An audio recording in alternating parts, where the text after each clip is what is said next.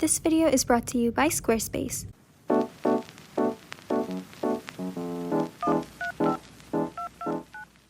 Hi everyone, my name is Maham and I crochet cute things. If you've been following my other social media channels, then you know that I am a massive fangirl, so I thought today it would be really fun to crochet some back charms that are inspired by some of my favorite things. We've got the tulips in a pot inspired by Harry's house. We've got the red scarf from All Too Well by Taylor Swift, Taylor's version of course. And then we've got a really cute, really easy bow that reminds me so much of Barbie, and Gracie. For the materials, you're going to need yarn and hook. You can use any yarn size, any hook size. I use a 4.5mm hook for all of the project. It's very versatile. It's my favorite hook to use for everything. And then the yarn that I've used is a cotton mixed with acrylic by Yarn Art, and I have linked the exact shades and everything on my Amazon storefront, which is linked in the description box. Apart from that, you're going to need some key rings, some keychain things. If you have those, you can also just make a chain. You know what I do for the tulip. If you don't want to go ahead and get those to turn your little piece into a keychain, then it would be good if you had a plastic needle, or you can also use a regular needle with thread. And then you need some stuffing. If you don't have stuffing, you can use cotton, you can use tissue, you can use scrap yarn. So you can always use other things apart from what I'm saying, whatever works for you. Also, if you're a crocheter who's thinking of starting your own business, selling digital crochet patterns, or selling your finished pieces, or if you're someone who's already managing a growing brand, then I'd love to introduce you to today's sponsor, which is Squarespace. The all-in-one platform makes it easy for you to create your dream website, launch your passion project, engage with your audience, and sell anything from products to content, all in one place and all on your terms. Get started with one of the professional website templates with designs for every category. Then customize your look, update content, and add features to fit your unique needs. You can make any Squarespace template do what you want, so your idea, brand, or business stands out online. With a huge range of various tools and easy-to-use, professionally designed templates, you can start your online store or business to sell digital and physical products. You can also monetize your content by selling membership access to exclusive sections of your website. So when you're ready to create your dream website, I highly recommend that you head to squarespace.com, try it out for yourself with a free trial, and once you're ready to launch, you can use the link in the description box to save 10% off your first purchase of a domain or website. To make the All Too Well scarf, we're going to start off by making a slip knot, and then you're going to chain the width that you want for the scarf. Now go ahead and chain how thick you want the scarf to be. I want it to be as thick as 3 stitches, so I'm going to chain 3. And then we're going to make a turning chain, which is not going to count as a stitch, it's just there to help us start our next row.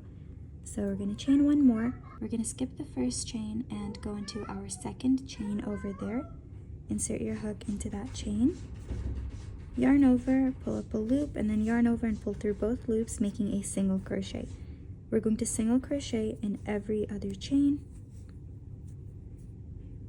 and the last one as well that's close to your slip knot.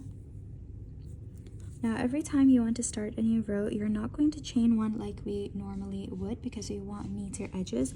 You're just going to turn your work every time you want to start a new row, insert your hook through that same stitch like that, pull up a loop, and then yarn over and pull through both the loops on your hook. Go ahead and do this into the next stitch as well. You're just going to insert 1 single crochet in every stitch, and that last one too. Remember not to accidentally work into that chain 1 that we did at the beginning. Whenever we want to start a new row, we turn our work, insert our hook into that same stitch, pull up a loop, go into the next stitch, and single crochet, go into the next stitch and single crochet.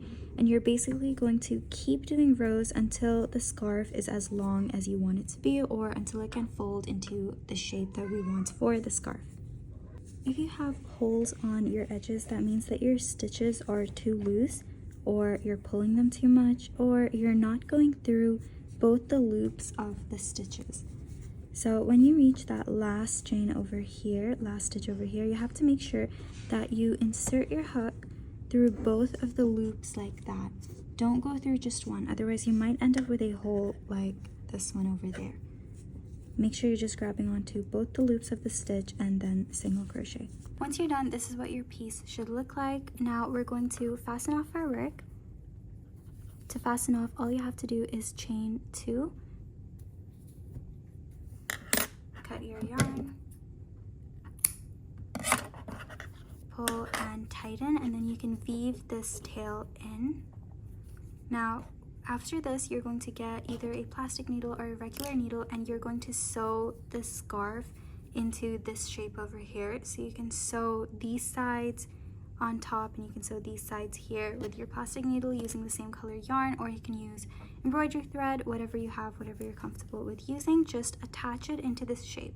So I've got my needle here. I'm just inserting it through both of the pieces. So from the back, going through the piece at the front, making sure that I like the placement of it before I go up. Then I tighten and go through it one more time, making sure that I'm inserting my needle through both of the pieces so that it gets attached. And that's how your scarf is just going to stay in that little place. Once I'm done, I just slide the needle through the back like this, and then I just cut off the extra.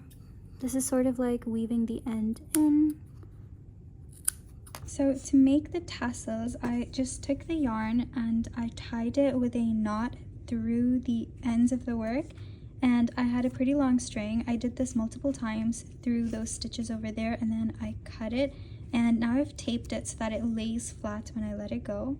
It was really hard to show this on a camera, nothing was showing, so I'm just going to try and explain it over here. You basically take your end and you put it through with a needle or your hook through the ends, so through the stitch or the chain or whatever else is there, and then you're going to leave a bit of an end, so just that much, and then tie it into a knot. So the knot would go there, and attach this piece to your scarf, and then you can cut this so that it's equal, and then you'd repeat this. So I did it once here, then here, here, and here. I did this 4 times, and those are my tassels.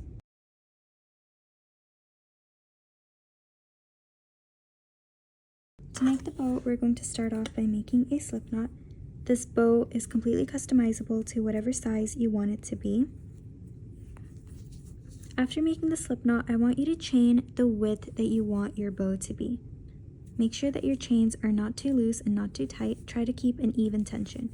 If you want a wider bow or a thicker bow, chain more. If you want something thinner, chain less. I want a width of 5 stitches, so I'm going to chain 5. And then once you've got the width that you want, you're going to do 2 more chains, which are going to be your turning chains. So 1, 2. Then you're going to skip the first 2 chains that you made, and you're going to double crochet into the 3rd chain. So yarn over, insert your hook into that 3rd chain, pull up a loop, yarn over, pull through 2 loops, and yarn over, pull through the other 2 loops. That is going to be your first double crochet. Now go ahead and double crochet into every chain.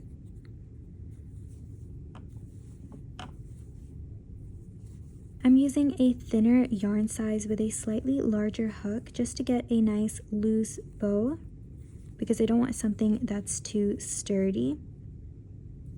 I want it to be light and flimsy and soft looking. Once you're done, you're going to have your first row. Don't worry about this, you can close it up later. Now we're going to start with our next row. To get straighter edges, I like to just chain 1 when starting a new row rather than chain 2. Then every time you're starting a new row, you're going to chain 1, turn your work, skip your chain, and double crochet into that first stitch. So yarn over, go into the stitch, ignore the chain 1, and double crochet. Now you're going to double crochet into every stitch. That's a stitch over there.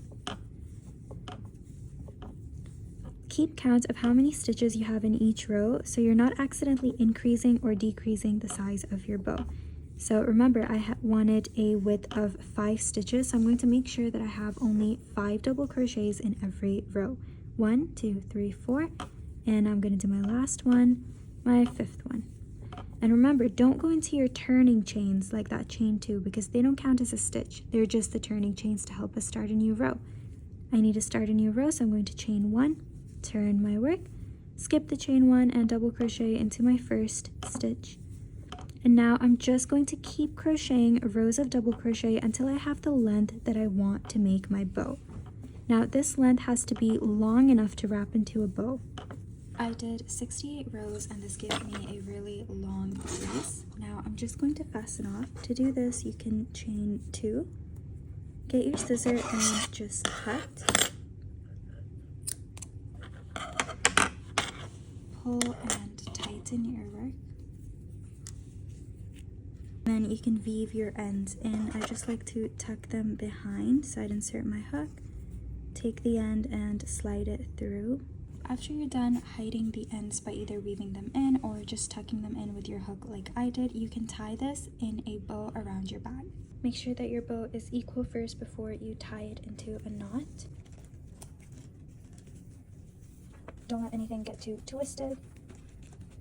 Make it nice and tight first. Now you can tie it into a bow. So you're just going to take your end, tie it around the other, pull and tighten. Now you really have to work on making it equal on both sides and tighten it. If it's not equal, you have to retie the bow. To make the tulip, we're going to start off by making a magic ring. If you've never done this before, don't worry, I'm going to show you exactly how. Hold out your two fingers like this, grab onto the yarn and twist it around your fingers, making sort of like an X shape. Get your other finger and hold on to it. Insert your hook through, grab onto this end, bring it up and twist.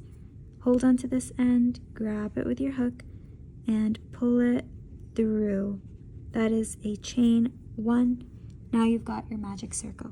Inside the magic circle, we're going to be inserting 6 single crochets. Go ahead and insert your first single crochet, and then get a stitch marker or a bobby pin so you can keep count of your first single crochet and not lose track of it. So you're just going to insert your bobby pin or stitch marker through that stitch, that very first single crochet you did. Not the chain, just the single crochet. Now go ahead and insert a total of 6 single crochets inside the magic ring.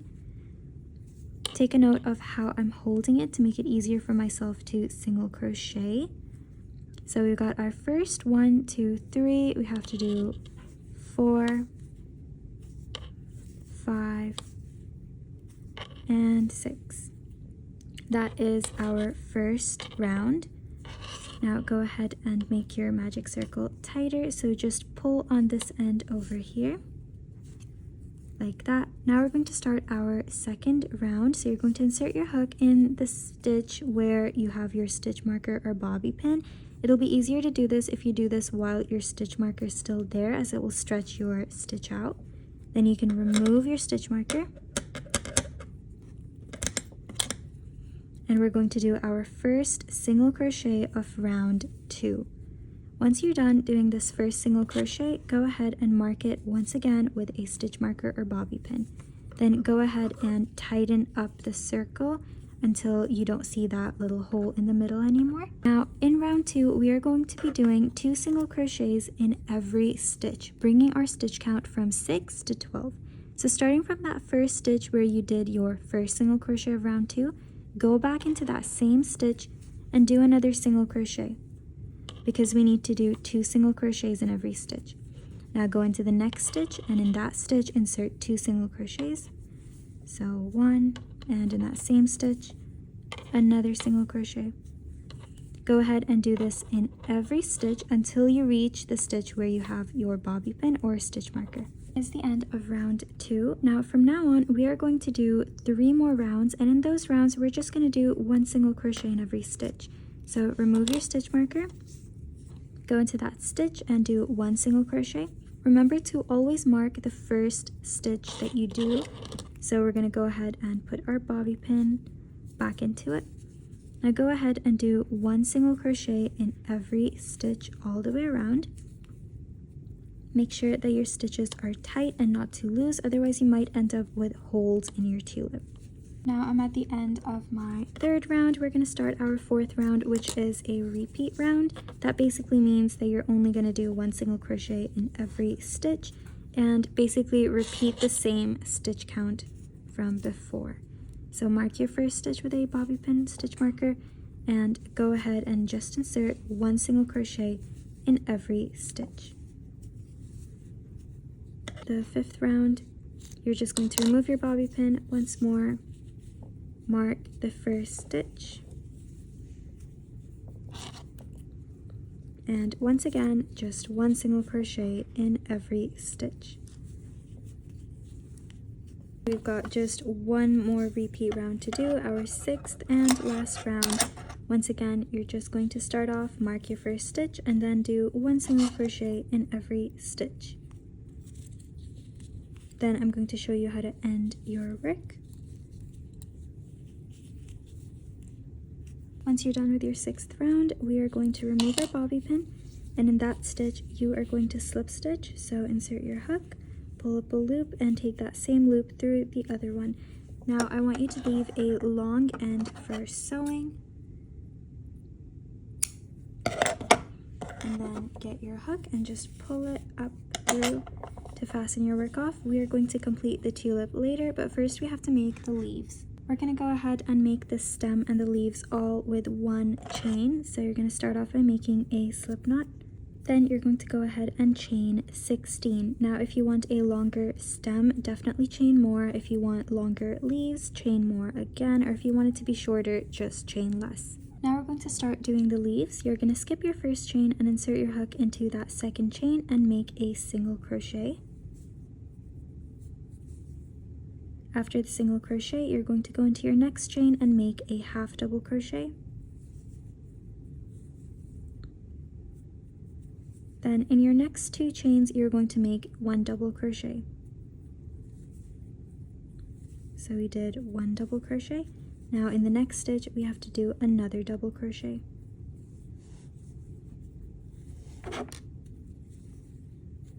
In the next stitch, we're going to do a single crochet. And then to end our leaf, we are just going to slip stitch into the next chain.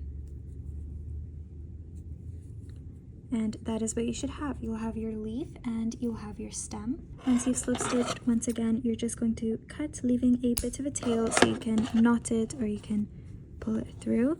Just tighten this over here.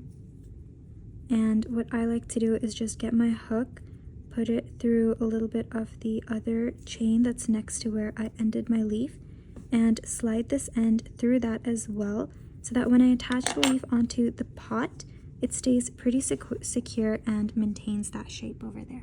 To get my leaves through my tulip, I'm just going to insert my hook and bring it out through the edge of the tulip right there, so right at the end, and I'm going to grab onto my leaf, just putting it on my hook, hold on to it, and I'm going to slide it through that little hole and grab it from over there.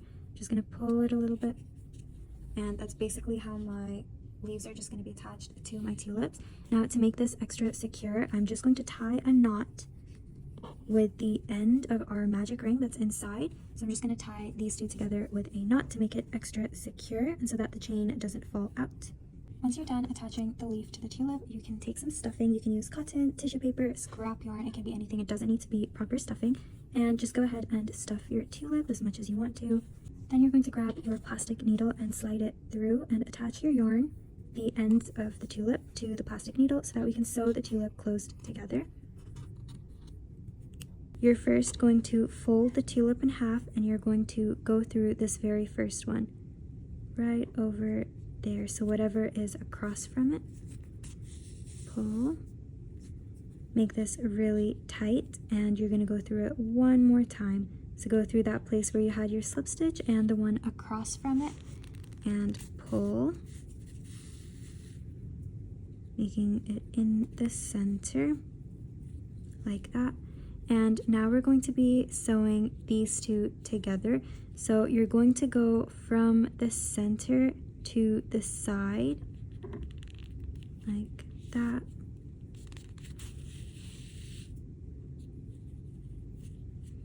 Make it tight, and then you're going to go through the other side as well. Try to find the center of it, go through and tighten this, and then to make it even tighter, we're going to go through that place one more time. I'm just gonna put it in the middle a little bit more because I feel like I'm not getting the shape that I want. So I'm just going to put it even more through the middle just to pull everything closer together. Over here, the stitch isn't popping out, so I'm going to get it to pop out before I tighten. And that is how you're going to give it that tulip shape at the top. When you're done going through it, you can just insert this through a stitch. Just going to insert it through, and I'm going to get my needle to come out from the other side. Gonna pull it, pull, make it tight, And then I'm just going to cut my yarn. And then push this back in with my needle, or you can do this with your hook. Now we're going to start and make the pot. For the pot, once again, we're going to go on and start with a magic ring. You're going to chain 1 while the magic ring is still on your hook. And now we're going to insert 8 single crochets inside the magic ring. When you're making your first single crochet, don't forget to mark it with a stitch marker or bobby pin so it's easier to go through when you start your next round. Go ahead and do a total of 8 single crochets inside your magic ring.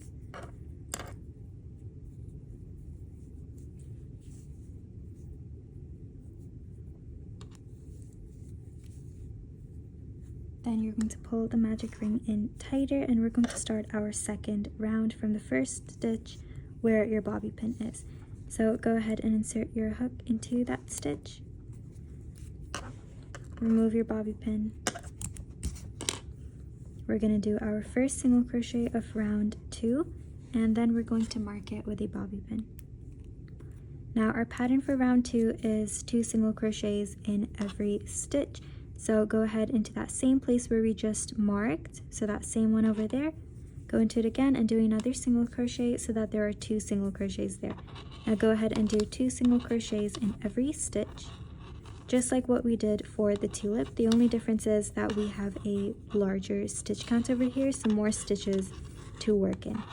We're going to start round 3, and it's going to be a round with some increases. So in that place where you had your stitch marker, go ahead and do 1 single crochet and mark it with a bobby pin. I'm going to show you what an increase is if you don't know. So our pattern is going to be 1 single crochet and then an increase in the next stitch. An increase is just 2 single crochets in the same stitch. So what we did in the previous round, and in the same stitch another single crochet. So in the next stitch we're going to do 1 single crochet, and in the next stitch we're going to do 2 single crochets, which is an increase. And you're going to repeat this pattern until you reach your stitch marker again. Now we're going to be working only in 1 loop of our stitch because we want to build the body of the pot and we want it to go upwards instead of becoming round. So we're only going to be working through one of this back loop over here. We're not going to be grabbing onto the full stitch like this. Instead, we're only going to be grabbing on to 1 loop over here. You're going to single crochet, and since that is our first stitch of the next round, we're just going to mark it. Now you're going to go ahead and do 1 single crochet only in the back loops for this round.